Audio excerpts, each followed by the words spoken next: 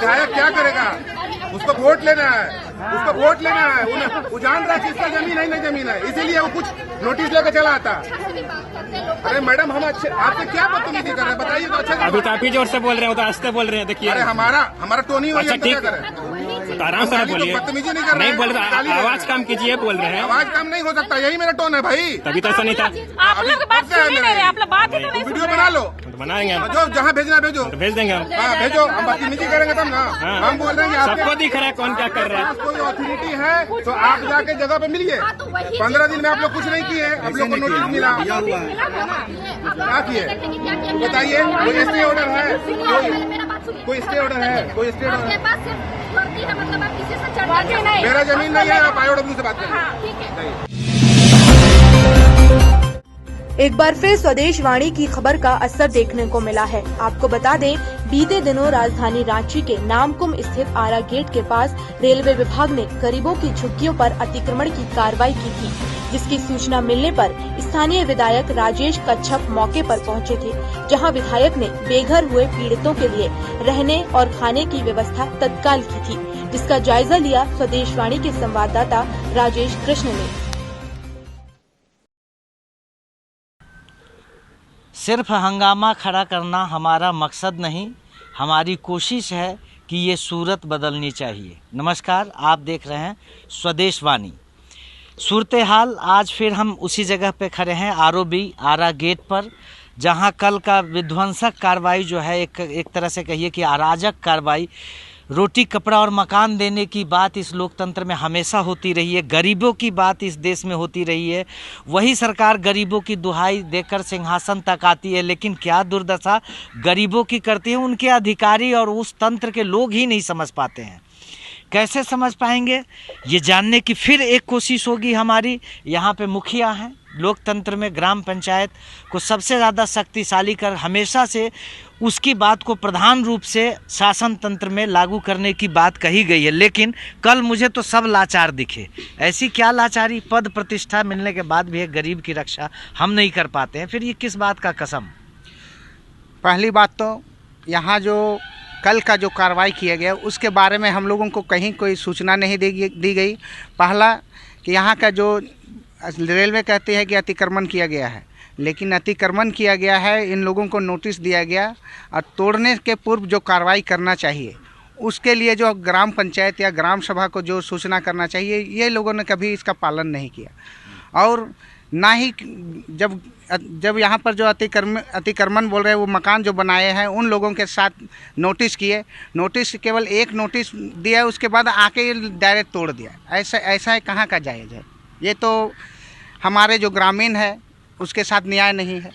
और यहाँ जो हमारे जो ग्रामीण घर बनाए हैं, ये प्लॉट नंबर 1425 GM लैंड है। हम लोग जानते हैं कि GM लैंड है, लेकिन GM लैंड है रेलवे में एक्वायर है, ये तो हम लोग को नहीं पता। ये कैसे जानेंगे कि हम लोग यहाँ पर ही रेलवे एक्वायर किया है?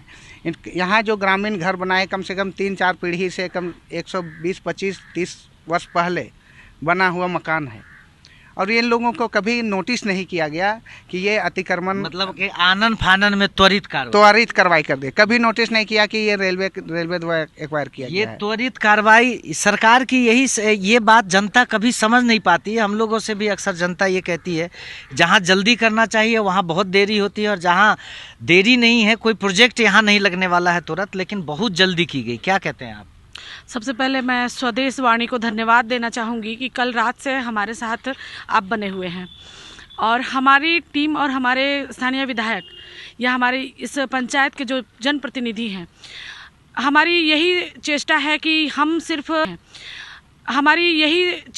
कि हम सिर्फ आकर इसको चमकाने का कोई काम नहीं करेंगे, बल्कि हमारी सोच है कि आगे इन लोगों का एक उचित ठिकाना बने और इनको हम फिर से बसा पाएँ, तो ही हमारा ये काम सफल होगा, यहाँ आना सफल होगा। इसमें बहुत सारी अनियमितता देखी गई है, लोगों को हटाने में बहुत जल्दी की गई है। क्या इस पर कानूनी पक्ष से भी आप लोग कुछ विचार कर रहे हैं? बिल्कुल विचार कर रहे हैं। मैं तो हतप्रभ रही कि मैंने सबसे पहले यही पूछा उन रेलवे अधिकारियों से कि यहाँ पे क्या बनेगा, इस पुल के बगल में 4 घर जो तोड़ा गया है, यहाँ पे रेलवे का क्या प्रोजेक्ट आएगा? उन्होंने कहा अभी कुछ भी नहीं बनना है। तो आखिर इतनी जल्दी क्या थी इसे तोड़ने की? तो हमें क्या आप कानून के का FIR होगी? बिल्कुल, हम कानून का सहारा लेंगे और हम इस मुहिम में लगे हुए हैं और इन्हें कानून के तरफ से भी न्याय दिलाने का हमारा पूरा प्रयास। कानून का सहारा लेंगे। पुष्पा देवी जी हमारे फिर साथ है। कल आप यहाँ पर आइए, इधर आ जाइए। कल आपके जो सेंटिमेंट्स थे, आपके जो भाव थे, उसको स्वदेश वाणी के माध्यम से बहुत सारे लोगों ने सुना और यहाँ पे जो कार्यकर्ता लोग हैं वो रात तक आपके साथ जुटे रहे। स्वदेश वाणी की टीम भी यहाँ रही।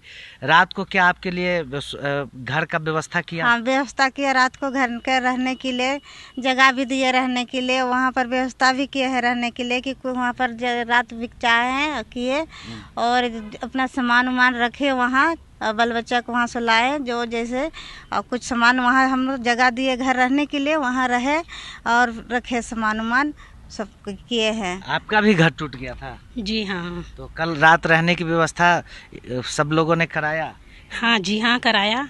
मुखिया जी थे, काफ़ी थे, राजेश कच्छप थे, मैम लोग थे, सभी कोई मदद किए बहुत अच्छे तरह से। और खाने पीने संतुष्ट है खाने पीने की भी व्यवस्था हुई? हाँ, सारा चीज़।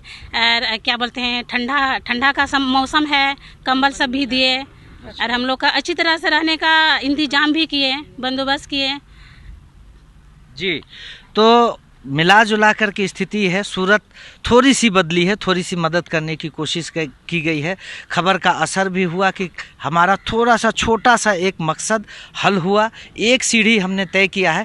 इसी तरह से यदि लोग जागरूक रहे, समय पर कार्रवाई हुई, तो कार्रवाई ये जो है ये आम लोगों को जिसके विषय में कही जाती है, जिन्हें ज़रूरत है उनको मदद दी जा सकती है और गरीबों की मदद करना ही हम सबका मकसद है, हम सबका उद्देश्य है।